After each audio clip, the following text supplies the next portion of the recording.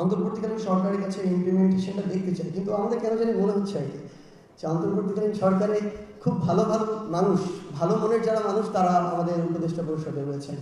এই জন্য তারা হয় সবাইকে ভালো মনে করছেন বাংলাদেশে যারা আছে, আদারওয়াইজ মনে করছেন সবাই ভালো হয়ে যাবে, কিন্তু এটা তো সম্ভব না। এই যুগের পর যুগ ধরে সবার রক্তে যে কালচারগুলো জেনেটিক্যালি একদম মডিফাইড হয়ে গিয়েছে, সেগুলোকে বের করে একটা নতুন পরিবর্তিত সিস্টেম নিয়ে আসার জন্য আমাদের যে লেভেলের স্ট্রিক্ট হওয়া প্রয়োজন, ল অ্যান্ড অর্ডারের যে এনফোর্সমেন্ট আমরা প্রত্যাশা করি, সেটা তেমন কিছু আমরা দেখতে পাচ্ছি না আসলে। তো সেই জায়গা থেকে আমাদের অন্তর্বর্তীকালীন সরকারের, আমরা শুধু একটা মন্ত্রণালয় নিয়ে বলছি না, সকল মন্ত্রণালয়ের মধ্যে আমরা এই বিষয়টা দেখছি।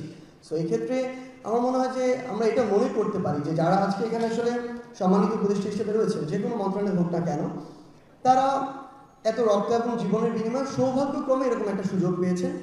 সো এক বছরে বা যতটুকুই সময় আছে আমাদের হাতে, ওই সময় কিছু একটা করে দেখান।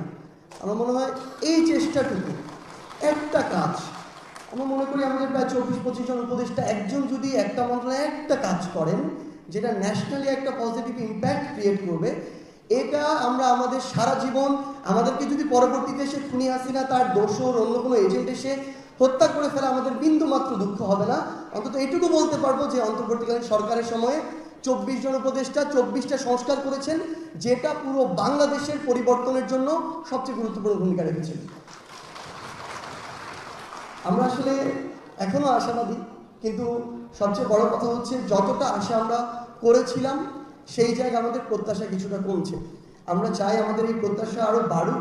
আমরা আমাদের জায়গা থেকে অ্যানালাইসিস করার চেষ্টা করেছিলাম বিভিন্ন পয়েন্ট। আপনারা খুব স্বাভাবিকভাবেই এই জায়গাগুলোর টেকনিক্যাল মানুষ, এক্সপার্ট, আপনারা খুব ভালো জানবেন। আমরা যতই চেষ্টা করি না কেন 2-4-7 দিনে হয়তো সারফেস লেভেলের একটা আইডিয়া পাবো, বাট আমাদের জায়গা থেকে যেটা মনে হচ্ছে, আমাদের এই বিজনেস সেক্টরে বা আমদানি রপ্তানির ক্ষেত্রে বড় বড় কিছু প্রতিষ্ঠান যেভাবে বিগত 16 বছর কিংবা তার আগেও এই বিষয়গুলোকে নিয়ন্ত্রণ করেছে, স্পেশালি আমাদের আমদানির জায়গাটা, এই জায়গা আমার মনে হয় আরেকটু ডিসেন্ট্রালাইজড হওয়া প্রয়োজন।